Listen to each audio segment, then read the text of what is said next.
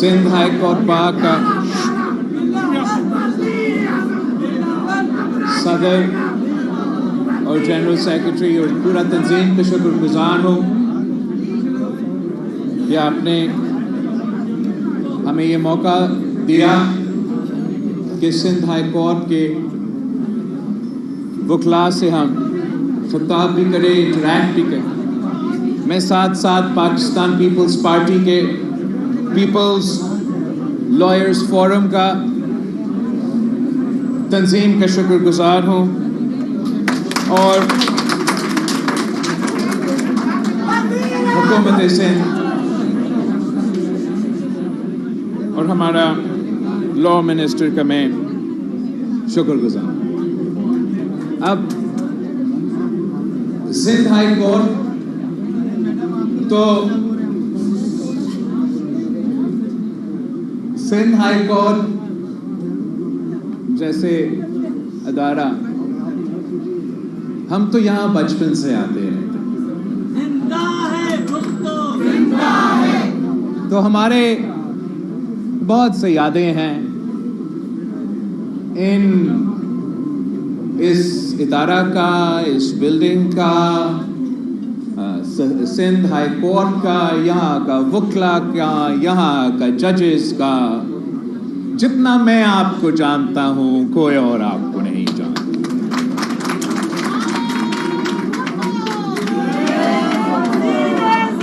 हमारा ताल्लुक तो आज से नहीं है, 3 नस्लों से है, 3 नस्लों से हैं। तब तक तो आप एक दूसरे को पहचानते हो, जानते हो, अंदर और बाहर से जानते हो ना। मैं तो उस खानदान से, उस जमात से ताल्लुक रखता हूँ जिसने सरजमीन बेआइन को आइन दिया।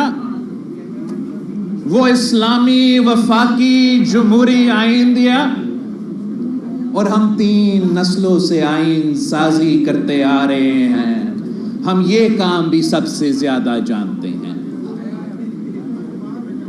जहां तक हमारा 1973 का आइन की बात है, मैं समझता हूं कि अगर आज पाकिस्तान मौजूद है, इकट्ठा है, एक ताकतवर मुल्क है, तो वो हमारा 1973 की आइन की वजह से। जो भी आज जिसके बात किया जाता है, minority rights, women's rights, press freedoms, labour rights, वो आपकी इसी आइन की वजह से आपको ये मिलता है। और हमारा तारीख कुछ ऐसा है कि हमने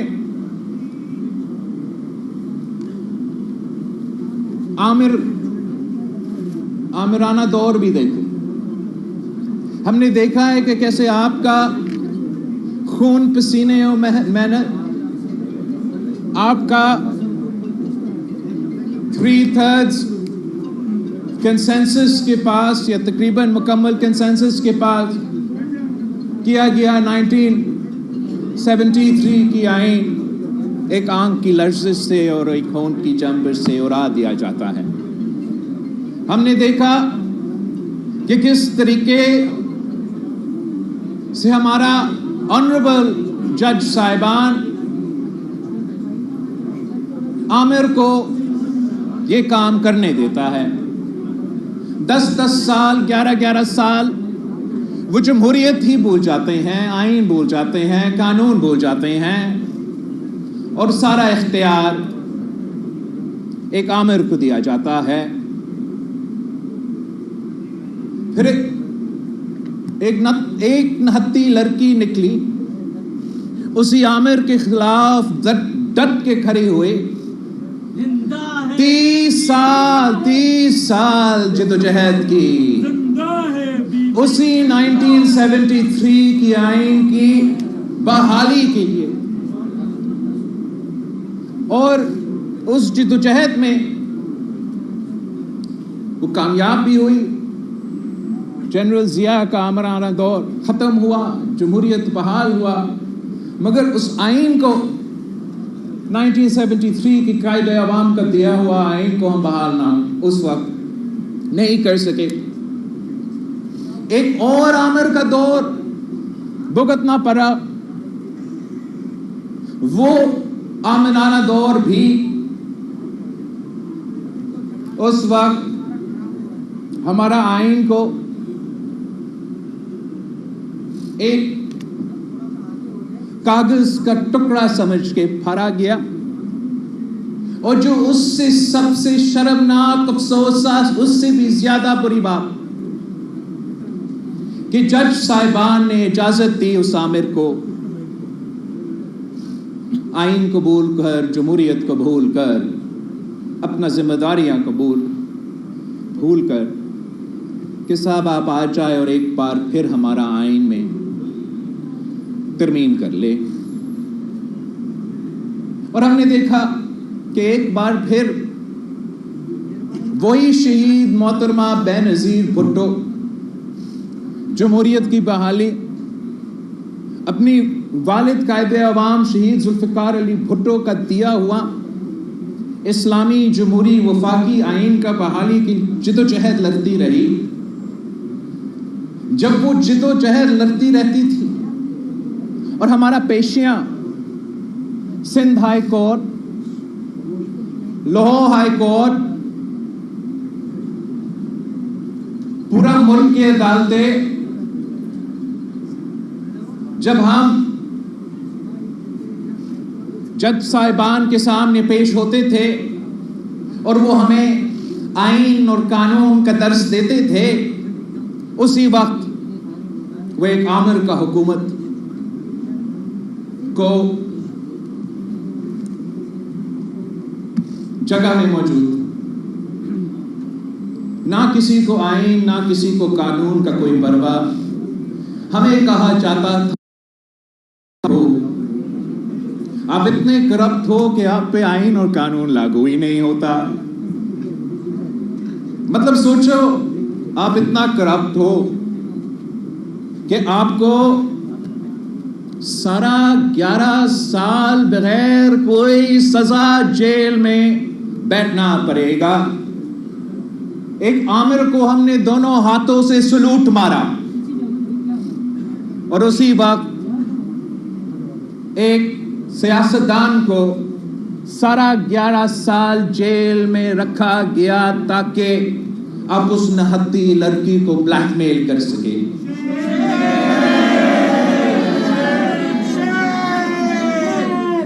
ये तो एक अजीब निजाम था कि पाकिस्तान की जमहूरियत का हमारा निजाम ऐसा है कि हम सिर्फ एक पीसीओ जज बर्दाश्त कर सकते। एक दफा आप पीसीओ का ओथ ले सकते हो, दूसरी दफा अगर आप पीसीओ का ओथ लेते हो तो तब आइन का मसला, जमहूरियत का मसला, अदालत का, आजादी का मसला। पहली दफा तो सही है, दूसरी दफा तो चीफ तेरे जान निसार बेशुमार बेशुमार। दूसरी दफा होता है तो वो तो बहुत ही ज्यादा हमारा बर्दाश्त से बाहर। पहली दफा तो सही, दूसरी दफा तो बुरा।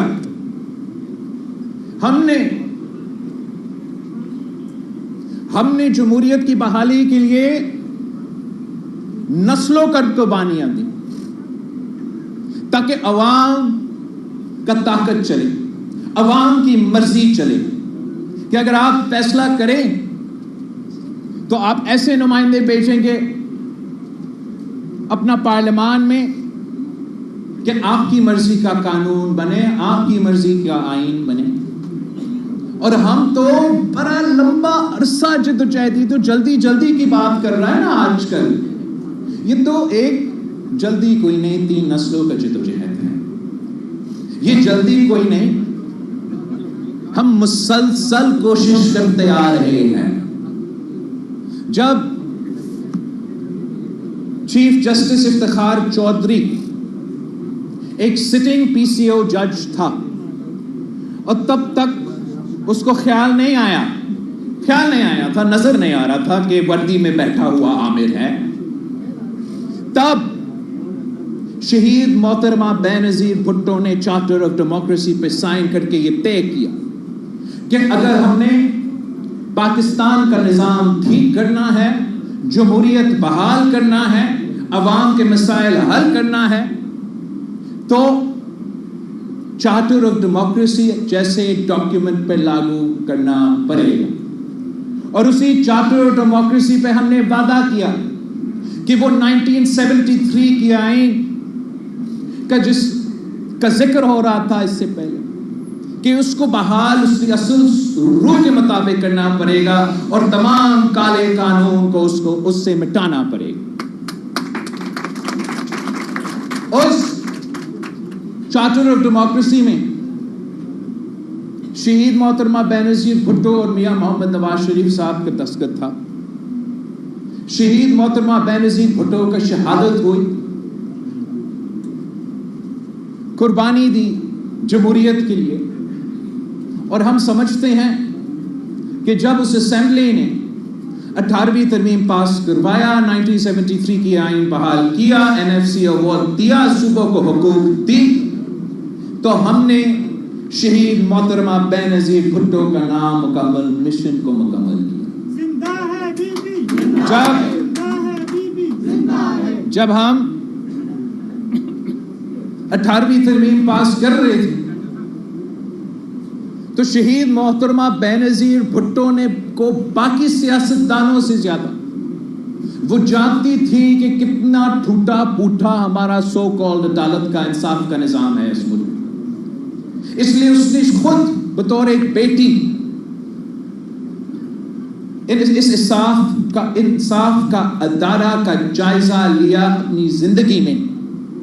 جب ہمارا ہائی کورٹ آف لاہور, ہمارا supreme court of Pakistan became nothing more than a murder scene for شہید ذوالفقار علی بھٹو. ہم نے دیکھا یہ کہیں اور ہوتا ہے یا نہیں ہوتا, ہمارا ملک میں ہوا کہ انصاف دلوانے والا ادارہ نے قتل کیا, عدالتی قتل کیا, قائد عوام کا قتل کیا.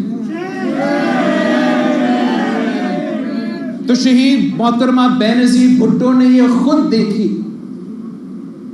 پھر جب جنرل ضیاء الحق کا دور تھا تو شہید محترمہ بے نظیر بھٹو نے اپنے آنکھوں سے دیکھا کہ کس طریقے سے نہ صرف وہ خود مگر جمہوری پسند ہر کارکن پہ ناانصافی ہوا, تشدد ہوا, ظلم ہوا, اور ہمارے انصاف کے اداروں نے اس کام کا اجازت دی.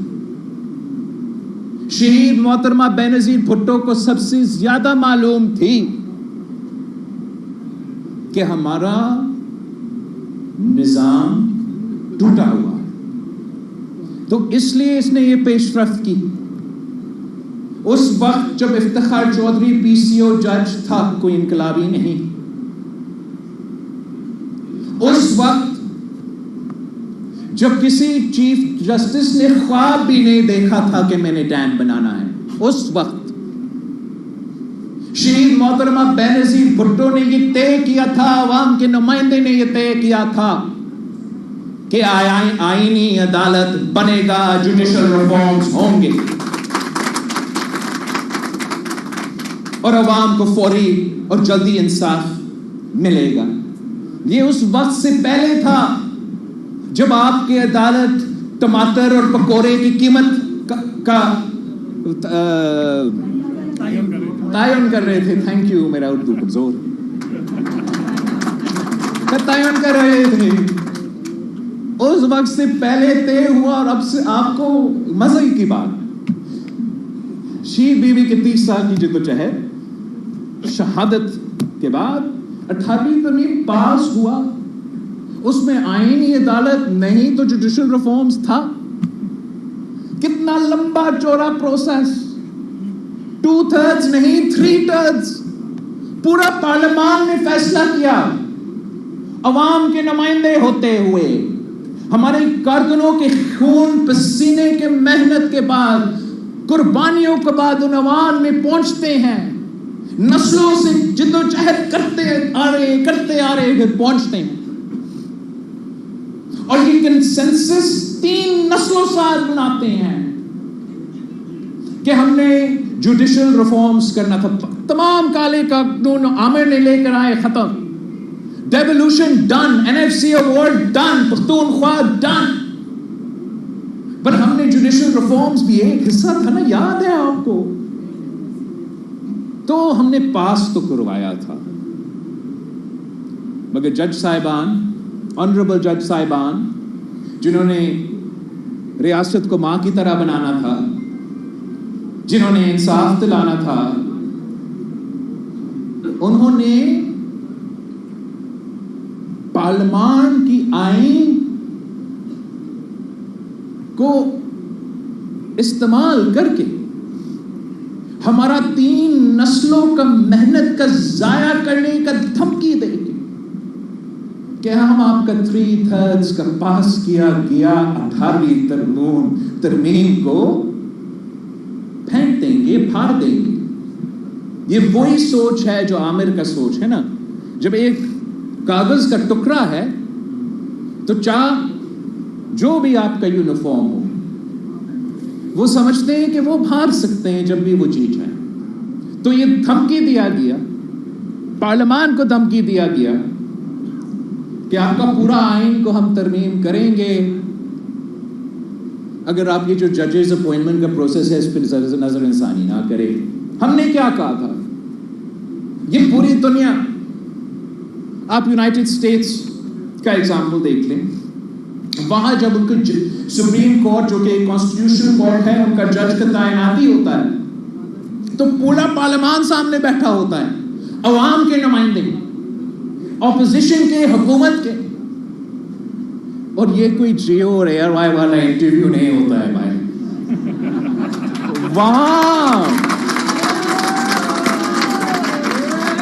وہاں جو سوالات کیے جاتے ہیں عوام کے نمائندے میں, یہ طاقت ہوتا ہے. ان سے پوچھا جاتا ہے,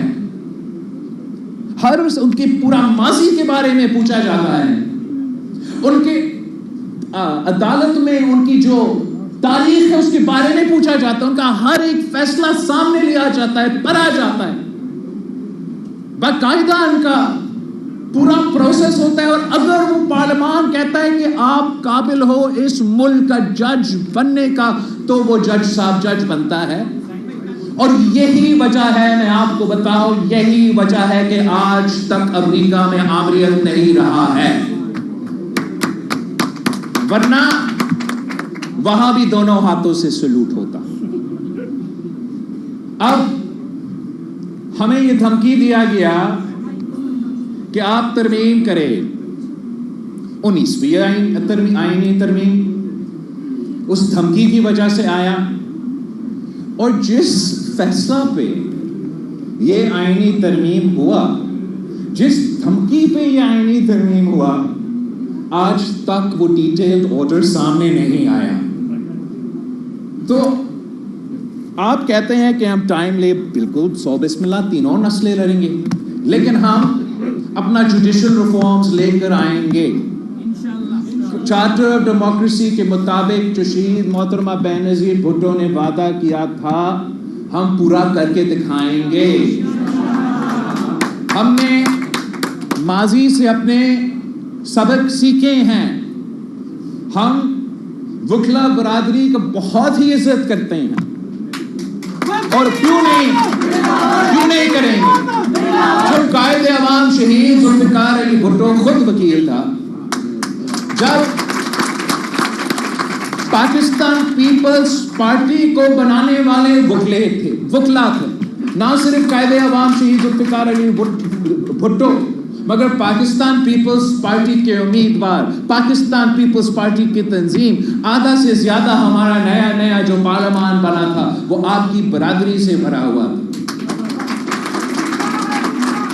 اور بڑا احترام کے ساتھ, بڑا عزت کے ساتھ, وہی طریقہ ہے کہ آپ قانون سازی کرے, آپ آئین سازی کرے, کہ آئے الیکشن لڑو, ممبر پارلیمان بنو, رضا ربانی بنو, جو بھی پاکستان پیپلز پارٹی کا حفیظ بھی, جو بھی آپ نے بننا ہے بنے. مگر قانون سازی اور آئین سازی عدالت کے تھرو نہیں ہو سکتا.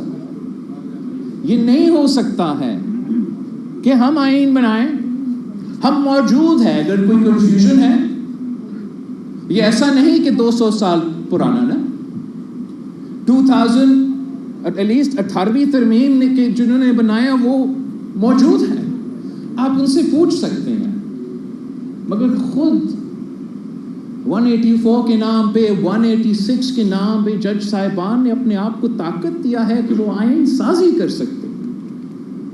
آئین یہ نہیں کہتا ہے کہ جو ہم نے لکھا, آئین کہتا ہے کہ ان کی مرضی ہے. اور یہ this is now proved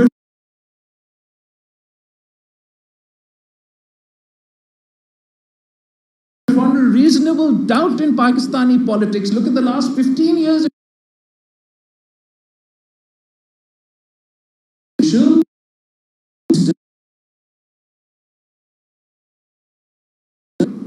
lawyer بنے تو اس لیے کہ آپ عوام کو انصاف دے.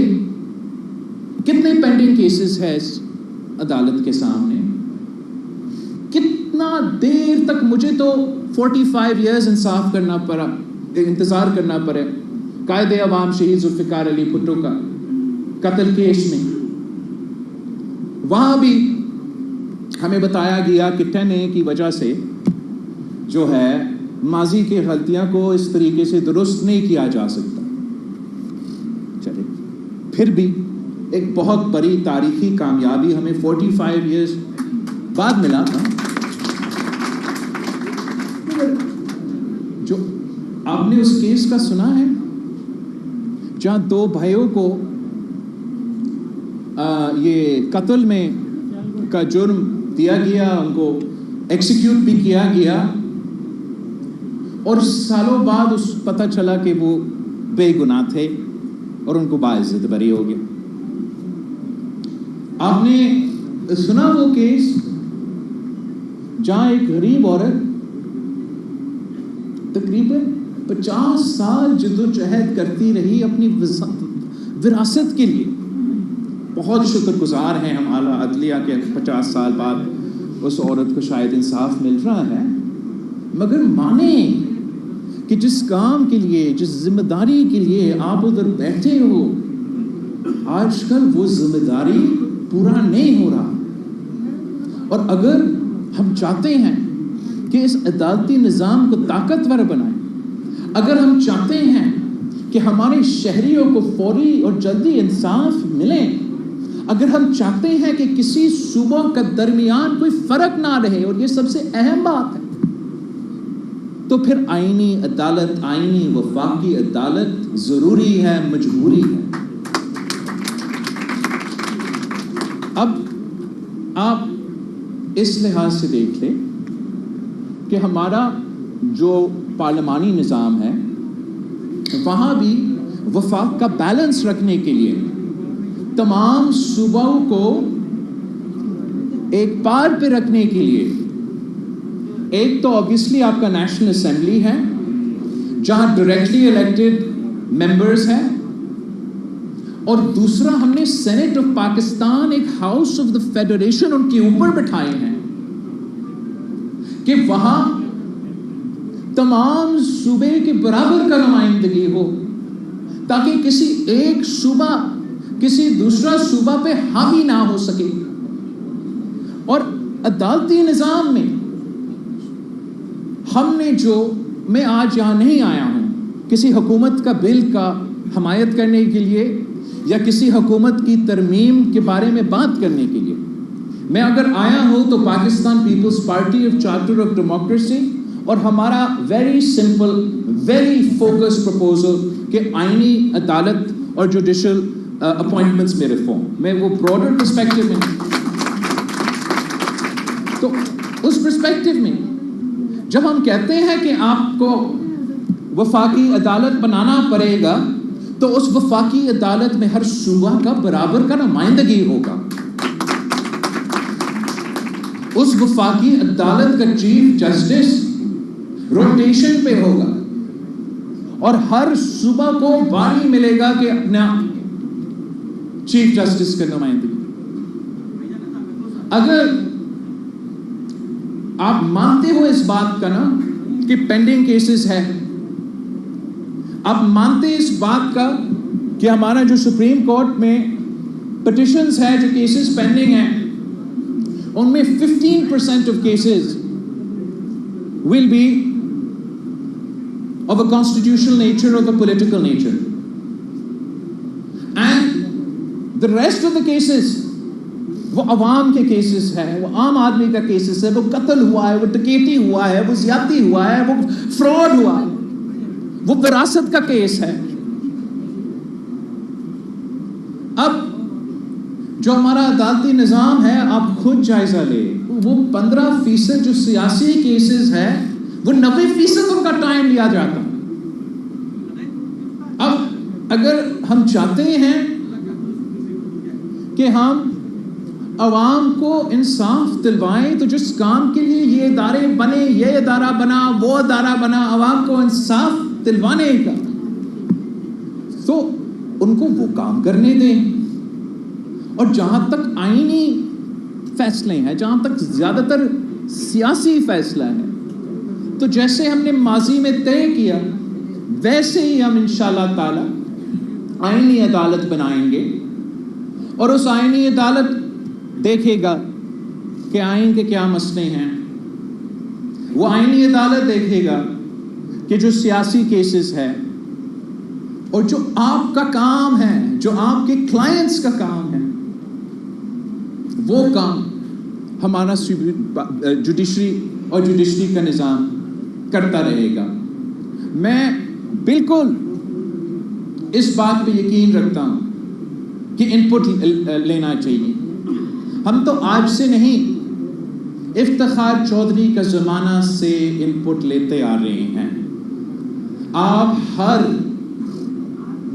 سپریم کورٹ بار کا الیکشن دیکھیں، ہر تقریر دیکھیں، عاصمہ جہانگیر کا کانفرنس دیکھیں، آپ فرحت اللہ باغر ہو، رضا ہو، باقی جو ہم جوڈیشری ریفارمز کی سیمینارز کرتے رہے، وہ ان کا آؤٹ پٹ دیکھیں۔ ہر کسی تقریر میں ہمارا کانسٹیٹیوشنل کورٹ کا ذکر ہے، ہمارا جوڈیشل ریفارم کا ذکر ہے۔ یہ کوئی نیا چیز نہیں ہے، یہ ان لوگوں کے لیے نئی بات ہے جن کے لیے تاریخ یہ اپریل 2021 سے شروع ہو جاتا ہے اور عدم اعتماد سے شروع ہو جاتا ہے، جن کے لیے تاریخ 1947 سے شروع ہوتا ہے پاکستان، ان کے لیے یہ بہت ہی پرانا مطالبہ ہے۔ For the legal fraternity and for the political, the development of jurisprudence in Pakistan, do major constitutional sections پہ میں بات کرنا چاہوں گا، ایک 58(2)B اور دوسرا 63(A۔ جہاں تک 58(2)B ہے، آپ کو معلوم ہے کہ یہ ایسا آئین میں ایک ہتھیار تھا جس کو استعمال کیا گیا اور جمہوری حکومتوں کو گھر بھیجا گیا غیر جمہوری طریقے سے، اور اس کے خلاف بھی جدوجہد کے بہت لمبا جدوجہد رہا، اور آخر کار ہم نے اس کالا قانون کو آئین سے ہٹا دیا۔ افسوس کے ساتھ کہ وہی 58(2)B کا پاور عدالت نے اپنے پاس رکھ لیا، اور آپ نے دیکھا کس طریقے سے کہ چاہے وہ یوسف رضا گیلانی صاحب ہو، چاہے وہ میاں محمد نواز شریف صاحب ہو، جو عوام کا طاقت تھا، جس کو ہم نے سمجھا 58(2)B کو ہم نے ہٹا کے صدر سے لے لیا، واپس پارلیمان کو عوام کو دلوا دیا، عدالت نے وہ طاقت استعمال کرنا شروع کر دیا۔ جب خان صاحب کی حکومت کے خلاف ہم تحریک چلا رہے تھے، تو ہمارے اتحادیوں میں سے، ہمارا پارٹی میں سے لوگوں میں سے یہ ضرور مطالبہ تھا کہ فلاں ایشو پہ کورٹ جائیں، فلاں ایشو پہ کورٹ جائیں، فلاں ایشو پہ آپ کورٹ جائیں، وہاں سے ہم اس کو نکال سکیں گے۔ مگر پاکستان پیپلز پارٹی کا موقف یہی تھا کہ ہم عدالت کے دروازے کے تھرو، عدالت کا یہ 58(2)B کا اختیار کے ساتھ اس کو گھر نہیں بیچنا چاہتے ہیں، نہ ہی ہم کسی گیٹ نمبر 4 پہ کھٹکھٹا کے اس کو گھر بیچنا چاہتے ہیں۔ ہمارا موقف یہ تھا کہ وہاں دیکھنے کے بجائے یہاں دیکھنے کے بجائے آپ پارلیمان پہ زور دیں۔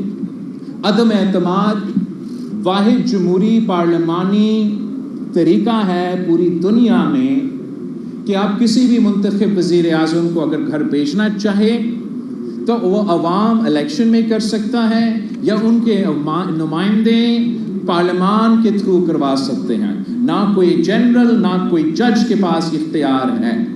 مگر افسوس کے ساتھ کہنا پڑتا ہے، آپ سب نے ایکسپیرینس کیا کہ پاکستان کی تاریخ میں یا کسی عامر نے یہ استعمال کیا یا کسی جج صاحب نے استعمال کیا، ہم نے ایک دفعہ اس ملک کی تاریخ میں عدم اعتماد کے تھرو ایک وزیر اعظم کو گھر بھیجا۔ اس سے پہلے جب 18ویں ترمیم کر رہے تھے تو ہم نے 63A کا ڈیفینیشن میں اضافہ اس لیے کیا کہ پاکستان پیپلز پارٹی کے خلاف یہ جوڑ توڑ کی سیاست ہوتا تھا، کبھی IGI کی شکل میں، کبھی پیراسائٹس کی شکل، پیٹریٹس کی شکل میں، کبھی کسی نہ کسی شکل میں۔ یہ ہمارے تو یہ کنسنسس جب بنا کہ فلو کراسنگ کو کمبیٹ کرنے کے لیے آپ پارلیمان کے ممبرز کو پارٹی لائن طے کرنے کا ہدایت پہ پابند ہوں گے۔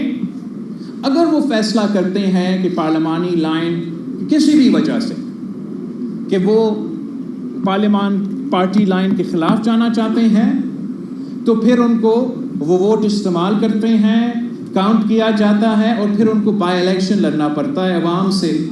ان عوام جنہوں نے اس پارٹی کے نشان پہ ان کا منتخب کیا، ان سے پوچھنا پڑے گا کہ کیا میرا ووٹ صحیح تھا یا غلط تھا۔ اس طریقے سے ہم نے فلو کراسنگ کے لیے ایک پابندی بھی لگایا اور پارلیمان میں ووٹ کی طاقت کو اور پارلیمان کی اور پارلیمنٹیرینز کی آزادی بھی رکھا۔ نہ کم بیک عدالت نے فیصلہ کیا کیا؟ 63A کا جب فیصلہ کیا جا رہا تھا، آپ میں سے کوئی مجھے بتائے کہ کیا کسی نے آئین پڑھا؟ جب 63A کا فیصلہ لکھا جا رہا تھا کیا کسی نے کوئی وہ آئین پڑھا؟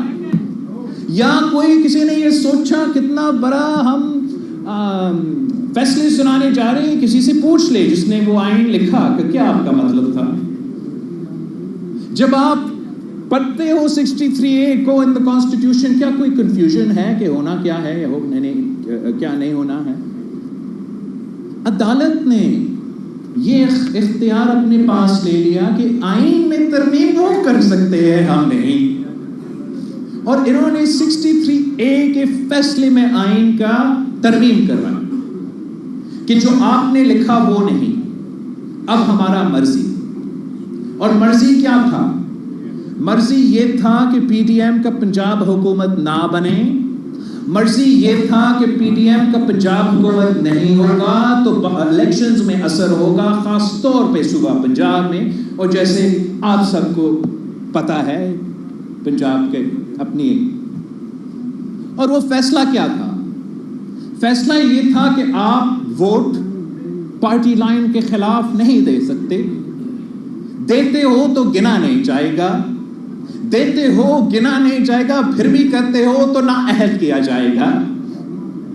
بتائیں مجھے کون سی آئین، کون سی جمہوریت، کون سی رول آف لا کے مطابق یہ فیصلے دیے جا رہے ہیں؟ اب آپ ہمیں کہیں کہ آئینی عدالت نہیں، کانسٹیٹیوشنل بینچ، آپ اپنا 13 ججز کی ویکنسی سندھ ہائی کورٹ کیوں نہیں بھر جا رہا؟ کیوں نہیں؟ سیاستدانوں کی وجہ سے، یا اس لیے ہمارا بردر ججز جو ہے وہ ایک دوسرے سے ہاتھ ملانے کافی دیر سے نہیں ہاتھ ملا رہے ہیں؟ بات تو کی بات، یہ نہ صرف آپ کی عدالت کا مسئلہ ہے۔ کتنے ویکنسیز ہے لاہور ہائی کورٹ میں؟ 24۔ اب ایک اور بینچ بنا لیں، وہ بینچ ویسے ہی چلے گا جیسے باقی بینچز چل رہے ہیں۔ آپ ایک اور بینچ بنا لیں، آپ کہہ رہا ہے اضافہ کر رہے ہو ججز کا، 100 بسم اللہ میں چاہتا ہوں، میں روزگار دینا چاہتا ہوں، میں چاہتا ہوں کہ ہر بینچ کو میں اضافہ کرے، لیکن بھریں گے کیسے آئینی ترمیم کے بغیر؟ اس لیے اس وقت جو ہے ججز کہتے ہیں کہ ان کی مرضی، آپ نے جو 19ویں ترمیم کے مطابق ترمیم کیا اس کے مطابق ہی نہیں چلے گا ہمارا رولز و مطابق، ہمارا رولز کے مطابق آپ جوڈیشری میں اپوائنٹمنٹس کریں گے. اور رولز کیا کہتے ہیں کہ the judiciary is of the judiciary, for the judiciary and by the judiciary. آپ نے جج بننا ہے تو آئے میرا پریکٹس میں پریکٹس کرو. آپ نے جج بننا ہے، آئے میرا خاندان کا حصہ بنو. آپ نے جج بننا ہے، ملوٹ کرو. یہی تو وجہ ہے ہمارا نظام ٹوٹا پھوٹا ہے. تو ہم نکلے اس کو ٹھیک کرنے کے لیے. آپ اگر میاں شہباز شریف صاحب کا نیت پہ شک کرتے ہو کرو، اگر آپ کسی جج صاحبان کا نیت پہ شک کرتے ہیں کرو، اگر آپ میرا کسی اتحادی کا نیت پہ شک کرتے ہیں کرو، کسی ادارہ کا نیت پہ شک کرتے ہیں کرو، میرا نیت پہ شک نہ کرو. میرا نیت یہ ہے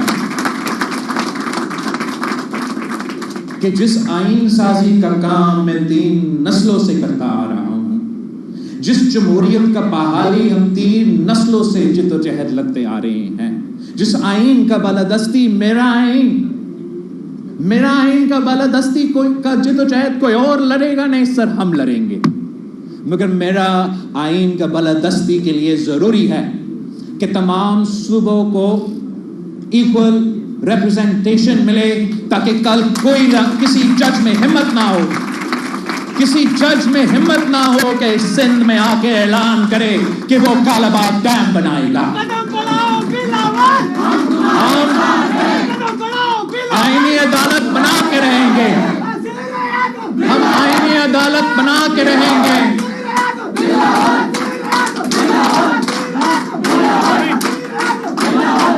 ہم آئینی عدالت بنا کے رہیں گے تاکہ کسی اور وزراء اعظم کو تختے دار پہ نہ چلایا جائے. ہم آئینی عدالت اس لیے بنائیں گے کہ ان سب شکایت سارے مسئلے کی اپنی جگہ، تاکہ اس ملک کے عوام کو انصاف ملے.